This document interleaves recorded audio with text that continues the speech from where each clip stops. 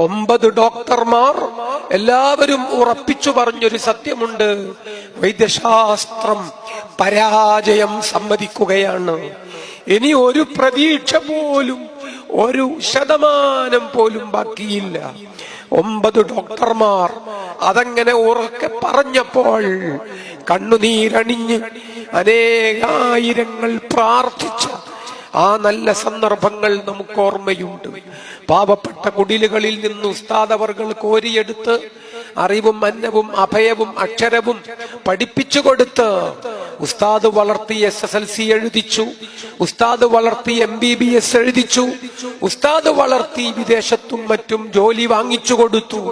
ഉസ്താദ് വളർത്തിയെടുത്ത് കോഴിക്കോട്ട് ആരുദ്രാലയങ്ങളിൽ 5 അക്ക ശമ്പളവും 6 അക്ക ശമ്പളവും വാങ്ങുന്ന രൂപത്തിൽ ഉസ്താദ് തന്നെ നിയമിച്ച ഡോക്ടർമാർ, അവരുൾപ്പെടെയുള്ളവർ അവരാണ് പറയുന്നത് വൈദ്യശാസ്ത്രം പരാജയം സമ്മതിക്കുകയാണ്.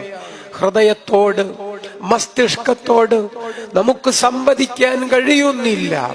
സുബ്ഹാനല്ലാഹ്, അനേകായിരങ്ങൾ ഉമ്മമാരുൾപ്പെടെ ഒരിക്കൽ പോലും ജീവിതത്തിൽ കണ്ടിട്ടില്ലാത്ത, എന്നാൽ ഹൃദയത്തിന്റെ ഉള്ളിൽ ആ രാജകുമാരനെമ്പാടും സ്ഥലം മാറ്റിവെച്ച നല്ല ഹൃദയ വിശാലതയുള്ള എത്രയോ നല്ല മനുഷ്യന്മാർ, അവരെല്ലാവരും പ്രാർത്ഥിച്ചപ്പോൾ സുബ്ഹാനല്ലാഹ്, കാലിന്റെ നഖത്തിന്റെ വിരലുകളുടെ നഖത്തിനടിയിൽ സൂചി കുത്തിക്കയറ്റി നാടൻ രൂപത്തിലൊരു അവസാന പരീക്ഷണം ഡോക്ടർമാരിൽ ചിലർ ആ നേരത്ത് വേദനയോടെ അല്ലാഹ് എന്ന് നിലവിളിച്ച ഉസ്താദ് അൽഹംദുലില്ലാഹ്.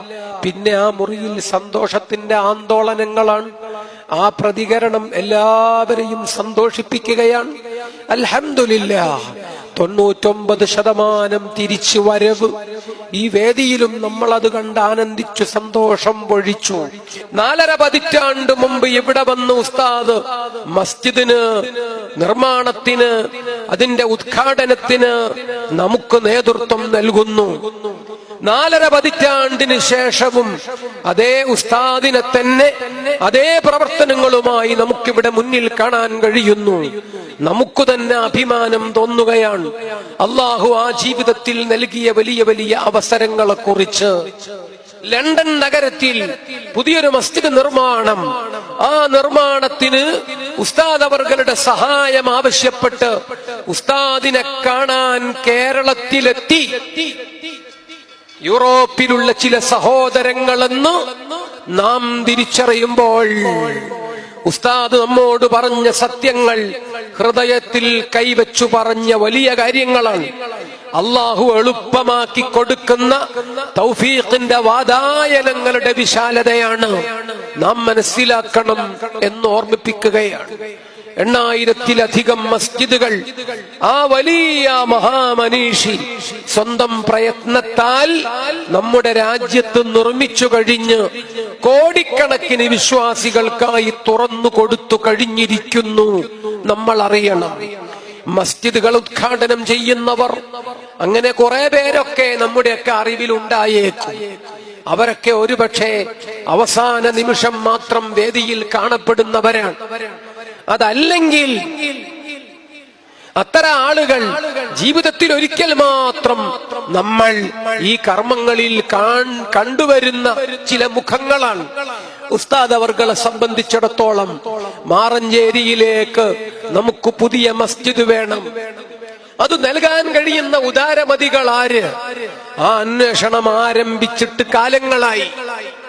ഒരു സൂചന ലഭിച്ചപ്പോൾ ആ സൂചനയ്ക്ക് പിന്നാലെ കൂടാനും ആ അവസരം ഉപയോഗപ്പെടുത്താനും ആ സൂചനയിലേക്ക് ബാക്കി എല്ലാ ഘടകങ്ങളെയും കൂട്ടിയോജിപ്പിക്കാനും ഉസ്താദ് അവർകൾ ശ്രമിച്ചു.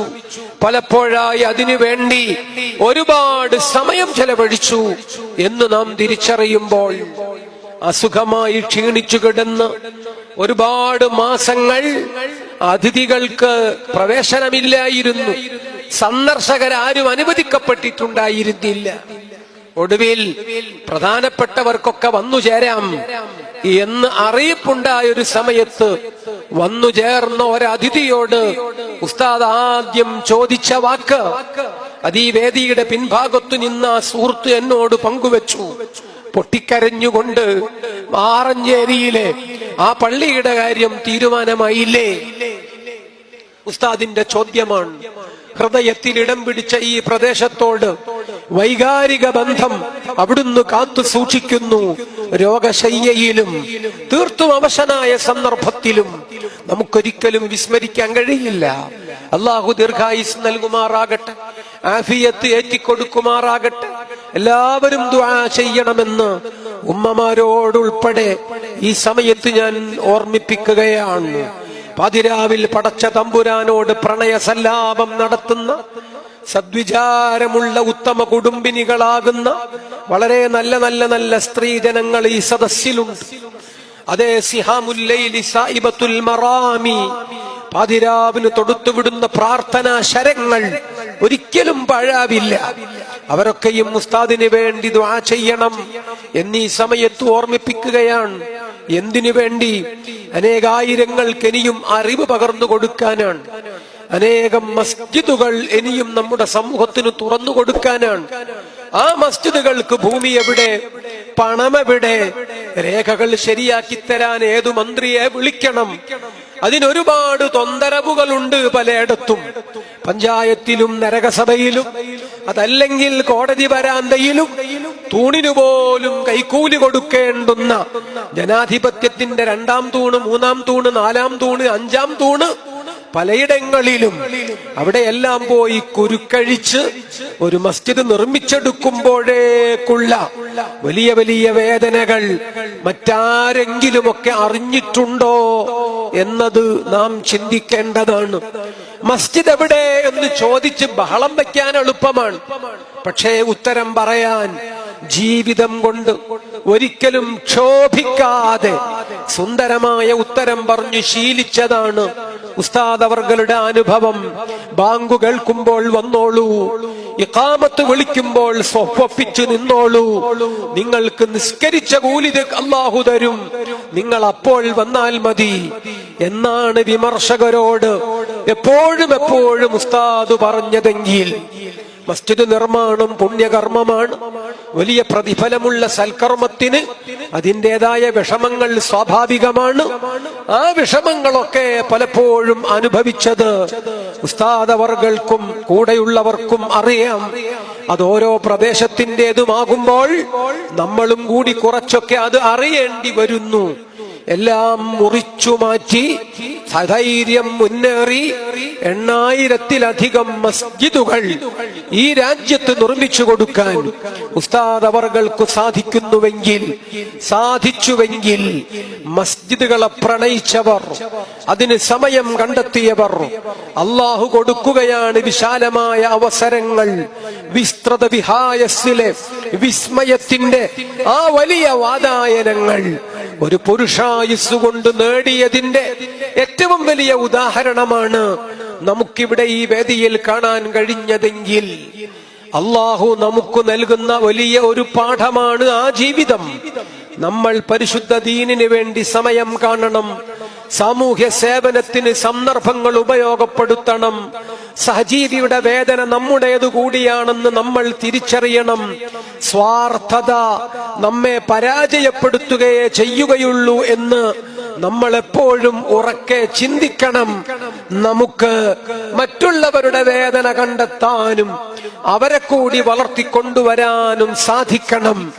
ഇതെല്ലാമാണ് ആ ഗുരുവിൽ നിന്ന് നമുക്ക് വായിക്കാൻ സാധിക്കുന്നതെങ്കിൽ പൊന്നാനി മഖ്ദൂമുമാർക്കു ശേഷം മഹാന്മാരായ വലിയ വലിയ പണ്ഡിതന്മാർ, മമ്പുറം തങ്ങളെപ്പോലെ, വരക്കൽ മുല്ലക്കോയ തങ്ങളെപ്പോലെ ലോക മുസ്ലിം ബഹുജന സാമാന്യത്തിന് മുന്നിൽ നിന്ന അത്ഭുത വ്യക്തിത്വങ്ങളെ നമ്മൾ പലപ്പോഴായി കണ്ടിരുന്നുവെങ്കിൽ ലോകത്ത് ഇന്ന് നമുക്ക് കാണാനുള്ള ഏറ്റവും പ്രൗഢമായ ഒരു വിശ്വാസി വ്യക്തിത്വമാണ് ബഹുമാനപ്പെട്ട ഉസ്താദ് അവർകളെങ്കിൽ ആ ഉസ്താദിന്റെ മനസ്സിൽ മാറഞ്ചേരിയുണ്ട്.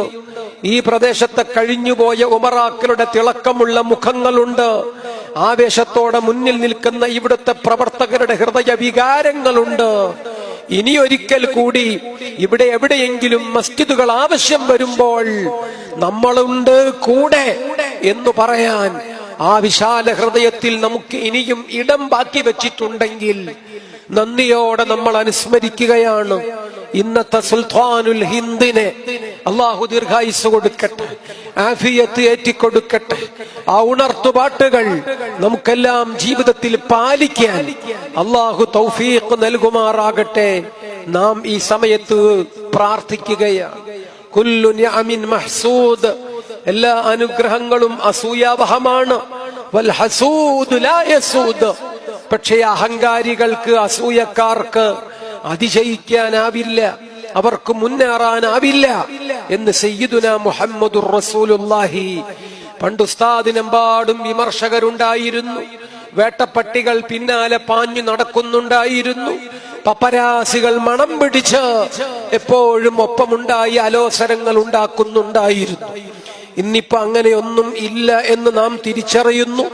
എല്ലാവരും ആ മുഖത്തേക്ക് അത്ഭുതപൂർവം, വിസ്മയപൂർവം, ഭയഭക്തി ബഹുമാനങ്ങളോടെ നോക്കുന്നു. ആ വലിയ ഗുരുവിന്റെ സന്ദേശങ്ങൾ ഒരൊക്കെ എല്ലായിടത്തും മുഴങ്ങുന്നു. ഭരണസാരഥികൾക്ക് ഈ ശബ്ദം കേൾക്കണം. വിദേശ രാജ്യങ്ങളിലെ ഭരണസാരഥികൾ പോലും ഈ ശബ്ദത്തിന് കാതോർക്കുന്നത് കാണുമ്പോൾ ഓരോ ഭാരതീയന്റെയും, ഓരോ കേരളീയന്റെയും ഹൃദയം സന്തോഷം കൊണ്ട്, അഭിമാനം കൊണ്ട് അങ്ങേ അറ്റം സായുജ്യമടയുകയാണ്. സഹോദരന്മാരെ, അള്ളാഹു നമുക്ക് തന്ന അനുഗ്രഹമാണ്. ഇതുപോലെ നമ്മുടെ നാട് നൊന്തുമറ്റ മഹാന്മാരായ പണ്ഡിത വ്യക്തിത്വങ്ങൾ എന്ന് നാം തിരിച്ചറിയുമ്പോൾ ഞാൻ ഓർമ്മിപ്പിക്കുന്നു, അത് നമുക്ക് ചുമതലകളെ കുറിച്ചാണ് ഒരിക്കൽ കൂടി ഓർമ്മിപ്പിക്കുന്നത്.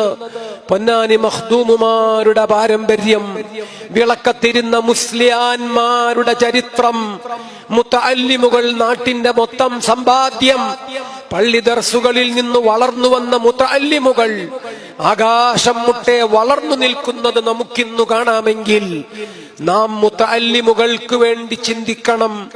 മസ്ജിദുകൾ വെറും കെട്ടിടങ്ങളായി മാത്രം തല ഉയർത്തി നിന്നാൽ പോരാ. മസാജിദുഹും ആമിറാഹ് വഹിയ ഖറാബുൻ അനിൽ ഹുദാ, സന്മാർഗത്തിൽ നിന്ന് വളരെ വളരെ അകലെ അകലെ അമ്പരചുംബികളായി നിന്നാൽ പോരാ നമ്മുടെ മസ്ജിദുകൾ. ആ മസ്ജിദുകൾക്കുള്ളിൽ നമുക്കിത്തിരി സമയം കിട്ടുമോ ഇഅ്തികാഫിരിക്കാൻ? നമുക്ക് കുറച്ച് സമയം കിട്ടുമോ ഖുർആൻ ഓതാൻ? നമുക്കിത്തിരി സമയം കിട്ടുമോ യൂസുഫ് ബാഖവി ഉസ്താദിനോടൊപ്പം അവിടെ കുറച്ചു കാര്യങ്ങൾ മിണ്ടിപ്പറഞ്ഞ് ഇസ്ലാമിന്റെ സന്ദേശങ്ങൾ പരസ്പരം പങ്കുവയ്ക്കാൻ? അള്ളാഹു അതിനൊക്കെ തൗഫീഖ് നൽകട്ടെ. നാം പ്രാർത്ഥിക്കുകയാണ്. മുതഅല്ലിമാകാൻ നീളക്കുപ്പായം വേണം എന്നില്ല. മുതഅല്ലിമാകണമെങ്കിൽ 30 വയസ്സിന് കീഴെ മാത്രമേ പ്രായം പാടുള്ളൂ എന്നില്ല. മുതഅല്ലിമാകാൻ നല്ല മനസ്സുണ്ടായാൽ മതി. ഇന്നലെ പഠിക്കാത്തൊരു കാര്യം ഞാൻ ഇന്ന് പഠിച്ചെടുക്കുകയാണ്.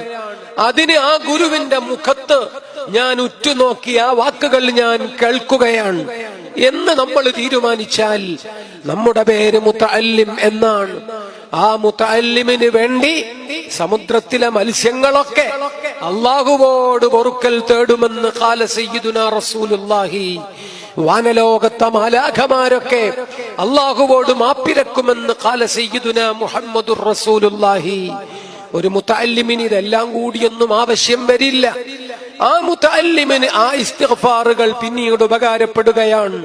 പടച്ചവനെ, എനിക്ക് കഞ്ഞി തന്നവർക്ക്, അല്ലാഹുവേ എനിക്ക് അരി തന്നവർക്ക്, അല്ലാഹുവേ എനിക്ക് പേന വാങ്ങിത്തന്നവർക്ക്, അല്ലാഹുവേ എന്നെ അക്ഷരമുറ്റത്തേക്ക് കൈപിടിച്ച് ആനയിച്ചവർക്ക്, അല്ലാഹുവേ എനിക്ക് വേണ്ടി വായിച്ചു പഠിക്കാൻ കിതാബുകൾ എഴുതി വെച്ച് സ്വന്തം പേരുപോലും എഴുതാൻ മറന്നുപോയ പഴയകാലത്തെ മഹാപണ്ഡിതന്മാർ, മുസന്നിഫുമാർ, മഖ്ദൂമുമാർ, സുബ്ഹാനല്ലാഹ്, ആ വലിയവർക്കെല്ലാം വിശാലമാണ്.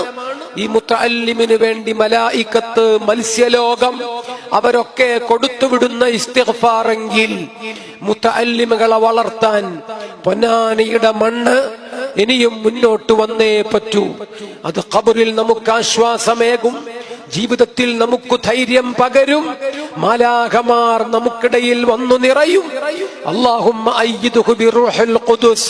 നമുക്ക് വലഭാഗത്തും ഇടഭാഗത്തും നമ്മൾ കണ്ടാലും കണ്ടില്ലെങ്കിലും ജിബ്രീലിന്റെ മെയ് വഴക്കമുണ്ടാകും, ഉറപ്പാണ്. ആ സ്വഭാവത്തിലേക്ക് നമ്മുടെ മസ്ജിദുകളെ പരിവർത്തിപ്പിക്കുവാൻ നമ്മുടെ ഉസ്താദുമാർക്ക് കഴിയണം. ഒപ്പം നമ്മളെല്ലാം കൂടിക്കൊടുക്കണം മാത്രം എന്നു മാത്രമേ ഉള്ളൂ. അള്ളാഹു ആ നല്ല രൂപത്തിലേക്ക്, പഴയകാലത്തെ ആ വലിയ ആ ധന്യതയിലേക്ക് നമ്മുടെ നാടുകളെ, മസ്ജിദുകളെ ഇനിയും അള്ളാഹു അങ്ങനെ ആക്കിത്തരുമാറാകട്ടെ എന്ന് നമ്മൾ ഈ സമയത്ത് പ്രാർത്ഥിക്കുകയാണ്. കാന്തപുരം ഉസ്താദിനെ നമ്മൾ അവിടെ വീണ്ടും വായിക്കുന്നു. തൃശൂർ നഗരത്തിൽ ഉസ്താദ് നടത്തിയ പ്രഭാഷണം, വേദിയിൽ MP ഉണ്ട്, വേദിയിൽ MLA-മാരുണ്ട്, ജനപ്രതിനിധികളുണ്ട്. അജ്മീറിലേക്ക് സിയാറത്തിന് പോയ കഥ പറയുകയാണ് ഉസ്താദ്. അതൊരു 60 കൊല്ലം മുമ്പാണ്. ഉസ്താദ് അവർകൾ അജ്മീറിലേക്ക് സിയാറത്തിന് പോയി. കൈവശം ഒരു ചാവക്കാട്ടുകാരൻ തന്ന ടെറിലിന്റെ തുണി, അതുകൊണ്ട് നാട്ടിൽ വെച്ച് തയ്പ്പിച്ചെടുത്ത നല്ല പുതിയ കുപ്പായം, അത് അജ്മീറിൽ വെച്ച് ഇടാൻ വേണ്ടി അങ്ങനെ പൊതിഞ്ഞു കയ്യിൽ പിടിച്ചതാണ്. അജ്മീറിലെ സിയാറത്തിന്റെ സംയുക്ത സന്ദർഭങ്ങൾക്കിടയിൽ തണുത്തു വിറയ്ക്കുന്ന ഒരാൾ ഷാൾ ചോദിച്ചു. ഉസ്താദ് അദ്ദേഹത്തിന് ആ ഷാൾ നൽകി. ആ മനുഷ്യൻ അടുത്തു വിളിച്ചു പറഞ്ഞു, തണുത്തു വിറയ്ക്കുന്നു, എനിക്ക് കുപ്പായമില്ല, നിങ്ങൾ ഈ കുപ്പായം കൂടി എനിക്ക് തരുമോ? ഒരിക്കൽ പോലും ധരിച്ചിട്ടില്ലാത്ത മേത്തരം ക്ലോത്ത്, അങ്ങനെ ഒരു കുപ്പായം അടിക്കൂലി കൊടുത്ത് അത് കയ്യിൽ പിടിച്ചു കൊണ്ടുവന്നതാണ്. ശരീരത്തിൽ ഇട്ടുനോക്കിയൊന്നു കണ്ണാടിയിൽ സൗന്ദര്യം വിലയിരുത്തണമെന്ന് തോന്നിയതാണ്. പക്ഷേ ഇപ്പോൾ അതിന് കഴിഞ്ഞിട്ടില്ല. ഈ സാധു എന്റെ കുപ്പായം ചോദിച്ചു. കാന്തപുരം ഉസ്താദ് ആ ഷാൾ അദ്ദേഹത്തിന് കൊടുത്ത പോലെ ആ കുപ്പായവും ചോദിച്ച വ്യക്തിക്ക് അങ്ങനെ അങ്ങ് കൊടുത്തു. സുബ്ഹാനല്ലാഹ്. അജ്മീർ സിയാറത്തൊക്കെ കഴിഞ്ഞ് നാട്ടിൽ വന്നപ്പോൾ തന്നെ കാത്തു നിൽക്കുന്നൊരു പാർസൽ. ആ പാർസല് ഒന്നിനു പകരം 2 കുപ്പായത്തിന് വിശാലമാകുന്ന വലിയൊരു തുണിയാണ്. എന്നിട്ട് പറഞ്ഞു, ഇത് നിങ്ങൾ തന്നെ തയ്പ്പിച്ച് ധരിക്കണം, ഇത് നിങ്ങൾക്ക് തന്നെ ഉള്ള സമ്മാനമാണ്. ഉസ്താദ് അവർകൾ ആരാണത് അയച്ചതെന്ന് ആലോചിക്കുന്നു, എത്തും പിടിയും കിട്ടുന്നില്ല. അത് ഈ വീട്ടിൽ ഏൽപ്പിച്ചത് ആരാണെന്ന് ഉമ്മയോട് അന്വേഷിക്കുന്നു. ഉമ്മായ്ക്കും ഒരിക്കലും ഓർത്തെടുക്കാൻ പറ്റുന്നില്ല. സുബ്ഹാനല്ലാഹ്. ചെറിയ ശ്രമങ്ങൾ നമ്മുടെ ഭാഗത്തു നിന്നുണ്ടായപ്പോൾ, ആത്മാർത്ഥമായി നാം നമ്മുടെ പങ്കു നിർവഹിച്ചപ്പോൾ, ഏറ്റവും ചുരുങ്ങിയത് 1-2 അള്ളാഹു തന്ന അനുഭവം, ആ ജീവിതം ഔദ്യോഗികമായി ആരംഭിച്ചപ്പോൾ തുടങ്ങിയ ആദ്യത്തെ അനുഭവത്തിലൊന്ന്. ബാക്കി ഉസ്താദ് നമ്മളോട് പറഞ്ഞിട്ടുണ്ട്. MLA-മാർ സാക്ഷി, MP-മാർ കേട്ടു നിൽക്കുന്നു. പുരുഷാരം, എല്ലാ മതവിഭാഗങ്ങളിലും പെട്ടവർ ഈ തേജസ്സുള്ള മുഖത്തെ കുറ്റുനോക്കി ആ വാക്കുകൾക്ക് കാതോർക്കുന്നു. ഉസ്താദ് പറഞ്ഞു, പിന്നെ ജീവിതത്തിൽ എന്റെ പണം കൊണ്ട് ഷർട്ടിന് തുണി വാങ്ങേണ്ടി വന്നിട്ടില്ല, എന്റെ പണം കൊണ്ട് ഞാൻ എനിക്ക് മുണ്ട് വാങ്ങിയിട്ടില്ല. സമയമാകുമ്പോ ആരെങ്കിലുമൊക്കെ അവിടെ വന്ന് ഏൽപ്പിച്ചു പോവാൻ. ചിലപ്പോൾ നമ്മുടെ പഴയ കുപ്പായം അളവെടുത്ത് ചിലരൊക്കെ അവിടെ കുപ്പായം തയ്പ്പിച്ച് അങ്ങ് പോവാണ്. ഞാൻ പിന്നെ ഒരിക്കലും അതിനുവേണ്ടി കടകളിൽ കയറുന്നൊരു സാഹചര്യം എനിക്കുണ്ടായില്ല. എനിക്കൊരു വസ്ത്രം വേണമല്ലോ പുതിയത് എന്നൊരിക്കൽ പോലും ആലോചിക്കുന്നൊരു സാഹചര്യം എന്റെ ജീവിതത്തിൽ ഉണ്ടായില്ല. കാരണം അത് ഇഷ്ടം പോലെ സ്നേഹജനങ്ങളും വിദ്യാർത്ഥികളും അല്ലാത്തവരും പലപ്പോഴായി അങ്ങനെ തരുന്നു. അള്ളാഹു ചെയ്ത സൗഭാഗ്യം. സഹോദരന്മാരെ, നമുക്ക് ഈ ഉപദേശങ്ങളിൽ നിന്ന് കുറെ പഠിക്കാനുണ്ട്. നമ്മൾ സാധുജനങ്ങളുടെ കണ്ണീരൊപ്പാൻ മുന്നിൽ നിൽക്കണം. പാവം മനുഷ്യന്മാർക്കൊപ്പമുണ്ടെന്ന് അവർക്ക് ഉറപ്പ് കൊടുക്കണം. അവരുടെ ഹൃദയത്തിന്റെ ഉള്ളിൽ നിന്നുയരുന്ന പ്രാർത്ഥനകൾ നമുക്ക് തണലാകുമെന്ന കാര്യത്തിൽ സംശയം വേണ്ട. റബീഉൽ അവ്വൽ 12 തിങ്കളാഴ്ച സായന്തനം കാന്തപുരം ഉസ്താദിന് വലിയ ക്ഷീണമുണ്ടായപ്പോ നേരെ ആശുപത്രിയിലേക്ക്. ബുധനാഴ്ച കാലത്ത് 9 ഡോക്ടർമാർ എല്ലാവരും ഉറപ്പിച്ചു പറഞ്ഞൊരു സത്യമുണ്ട്: വൈദ്യശാസ്ത്രം പരാജയം സമ്മതിക്കുകയാണ്. ഇനി ഒരു പ്രതീക്ഷ പോലും, 1% പോലും ബാക്കിയില്ല. 9 ഡോക്ടർമാർ അതങ്ങനെ ഉറക്കെ പറഞ്ഞപ്പോൾ കണ്ണുനീരണിഞ്ഞ് അനേകായിരങ്ങൾ പ്രാർത്ഥിച്ച ആ നല്ല സന്ദർഭങ്ങൾ നമുക്ക് ഓർമ്മയുണ്ട്. പാവപ്പെട്ട കുടിലുകളിൽ നിന്ന് ഉസ്താദ് അവർകൾ കോരിയെടുത്ത് അറിവും അന്നവും അഭയവും അക്ഷരവും പഠിപ്പിച്ചു കൊടുത്ത് ഉസ്താദ് വളർത്തി SSLC എഴുതിച്ചു, ഉസ്താദ് വളർത്തി MBBS എഴുതിച്ചു, ഉസ്താദ് വളർത്തി വിദേശത്തും മറ്റും ജോലി വാങ്ങിച്ചു കൊടുത്തു, ഉസ്താദ് വളർത്തിയെടുത്ത് കോഴിക്കോട്ട് ആരുദ്രാലയങ്ങളിൽ 5 അക്ക ശമ്പളവും 6 അക്ക ശമ്പളവും വാങ്ങുന്ന രൂപത്തിൽ ഉസ്താദ് തന്നെ നിയമിച്ച ഡോക്ടർമാർ അവരുൾപ്പെടെയുള്ളവർ അവരാണ് പറയുന്നത് വൈദ്യശാസ്ത്രം പരാജയം സമ്മതിക്കുകയാണ്. ഹൃദയത്തോട് മസ്തിഷ്കത്തോട് നമുക്ക് സംവദിക്കാൻ കഴിയുന്നില്ല. സുബ്ഹാനല്ലാഹ്, അനേകായിരങ്ങൾ ഉമ്മമാരുൾപ്പെടെ ഒരിക്കൽ പോലും ജീവിതത്തിൽ കണ്ടിട്ടില്ലാത്ത, എന്നാൽ ഹൃദയത്തിന്റെ ഉള്ളിൽ ആ രാജകുമാരനെമ്പാടും സ്ഥലം മാറ്റിവെച്ച നല്ല ഹൃദയ വിശാലതയുള്ള എത്രയോ നല്ല മനുഷ്യന്മാർ അവരെല്ലാവരും പ്രാർത്ഥിച്ചപ്പോൾ സുബ്ഹാനല്ലാഹ്, കാലിന്റെ നഖത്തിന്റെ വിരലുകളുടെ നഖത്തിനടിയിൽ സൂചി കുത്തിക്കയറ്റി നാടൻ രൂപത്തിൽ ഒരു അവസാന പരീക്ഷണം ഡോക്ടർമാരിൽ ചിലർ ആ നേരത്ത് വേദനയോടെ അല്ലാഹ് എന്ന് നിലവിളിച്ച ഉസ്താദ് അൽഹംദുലില്ലാഹ്. പിന്നെ ആ മുറിയിൽ സന്തോഷത്തിന്റെ ആന്തോളനങ്ങളാണ്. ആ പ്രതികരണം എല്ലാവരെയും സന്തോഷിപ്പിക്കുകയാണ്. അൽഹംദുലില്ലാഹ്, 99% തിരിച്ചു വരവ് ഈ വേദിയിലും നമ്മൾ അത് കണ്ട് ആനന്ദിച്ചു സന്തോഷം പൊഴിച്ചു. ഉസ്താദ് അവർകൾ പ്രഭാഷണം നടത്തി. ഉസ്താദ് അവർകൾ പിന്നീട് 15-ലേറെ രാജ്യങ്ങൾ സന്ദർശിച്ചു. പിന്നെയും ഉസ്താദ് 1000 വേദികളിലെങ്കിലും സംസാരിച്ചു. ഓരോ ദിവസവും 3 ക്ലാസുകൾ എടുക്കുന്നുണ്ട്, 5 മീറ്റിങ്ങുകളിൽ അറ്റൻഡ് ചെയ്യുന്നുണ്ട്. 200 സന്ദർശകരെങ്കിലും ഓരോ ദിവസവും ഉസ്താദിനെ വന്നു കാണുന്നുണ്ട്. അൽഹംദുലില്ലാഹ്, 99% റിക്കവറി ആ ജീവിതത്തിൽ നമ്മൾ കാണുന്നുവെങ്കിൽ, ഓ സഹോദരങ്ങളെ, പ്രാർത്ഥനകൾ ഫലിക്കുമെന്ന് തന്നെ നമ്മൾ മനസ്സിലാക്കുക. നമ്മുടെ സുഹൃതങ്ങൾ തീർച്ചയായും നമുക്ക് തണൽ തരുമെന്ന് തന്നെ ഇത്തരം അനുഭവങ്ങളിലൂടെ നമ്മൾ തിരിച്ചറിയുമ്പോൾ പ്രാർത്ഥന അതൊരു വലിയ ആയുധമാണ്, മറന്നു പോകരുത്. ആ വലിയ ആയുധം മാത്രമാണ് ഇനിയിപ്പോൾ നമുക്ക് പ്രതീക്ഷയായി അവശേഷിക്കുന്ന ഒരേ ഒരു കൈമുതൽ എന്ന് നമ്മൾ മനസ്സിലാക്കണം. വലൗലാ ഇദ് ജാഅഹും ബഅസുനാ തളറഉ, ദുരന്തങ്ങൾ വരുമ്പോ നിങ്ങൾക്ക് പ്രാർത്ഥിക്കാൻ കഴിയാത്തതെന്താണ് ജനങ്ങളെ? ഖുർആന്റെ ചോദ്യം. ഖസത്ത് ഖുലൂബുഹും, നിങ്ങളെ ഹൃദയങ്ങളും കല്ലിച്ചുപോയോ, മരവിച്ചുപോയോ? വസയ്യന ലഹുമുശ് ശൈത്വാനു മാ കാനൂ യഫഅലൂൻ, വേറെ ആരൊക്കെയോ ചെയ്യുന്ന പ്രക്ലാട്, അപ്രതിഷേധം, പ്രകടനം, മുദ്രാവാക്യം, പത്രസമ്മേളനം, പ്രസ് കോൺഫറൻസ്, ഇതൊക്കെ മാത്രം മതിയോ നിങ്ങൾക്ക് പരിഹാരമായി? അള്ളാഹുവിന്റെ ഖുർആനിന്റെ ചോദ്യമാണ്.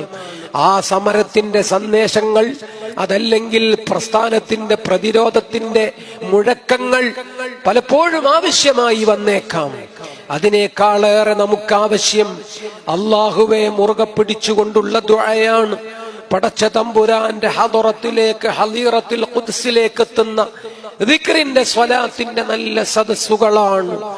ആ സദസ്സുകൾ നമ്മുടെ മസ്ജിദുകളുടെ അകത്തളങ്ങളിൽ സംഘടിപ്പിക്കപ്പെടുമ്പോ ആ സദസ്സുകൾക്ക് ചിലപ്പോൾ 400 വർഷത്തെ ആയുസ്സാണ്, ചിലപ്പോൾ അതൊരു പക്ഷേ 600 കൊല്ലം പഴമയ്ക്കപ്പുറത്തേക്ക് പാഞ്ഞു ചെല്ലുകയാണ്.